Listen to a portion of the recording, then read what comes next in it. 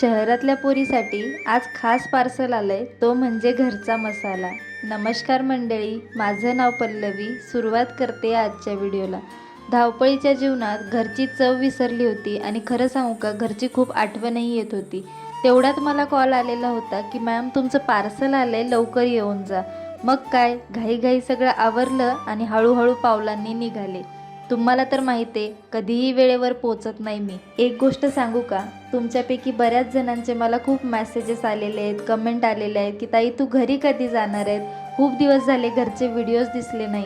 तसं म्हणायला जावं तर मलाही खूप उत्सुकता लागून राहिली आहे घरी जाण्याची, पण आपली इथली सगळी कामं आटपून मला असं वाटते जायला हवं। कारण एकदा गेलं की लगेच ये ये जा जा व्हायला नको ना। आपली सगळी कामं झालेली असली की कसा निवांत वेळ भेटतो व्हिडिओ काढायलाही आणि घरच्यांसोबत थोडा वेळ राहताही येतं।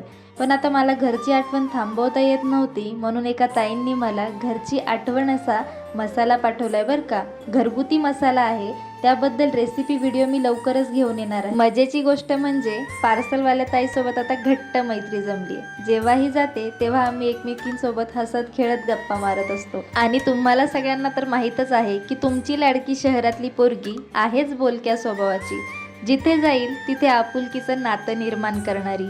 खरं सांगू का, नातं कधीही तयार होतं, फक्त एवढं आहे की आपला चेहरा आणि आपला स्वभाव बोलका असायला हवा। रूमला आल्या आल्या निवांत काही बसायची नाही ही पोरगी, सगळा अवतार व्यवस्थित करून घेतला, त्यानंतर लगेच पार्सल अनबॉक्सिंग करायला घेतलं।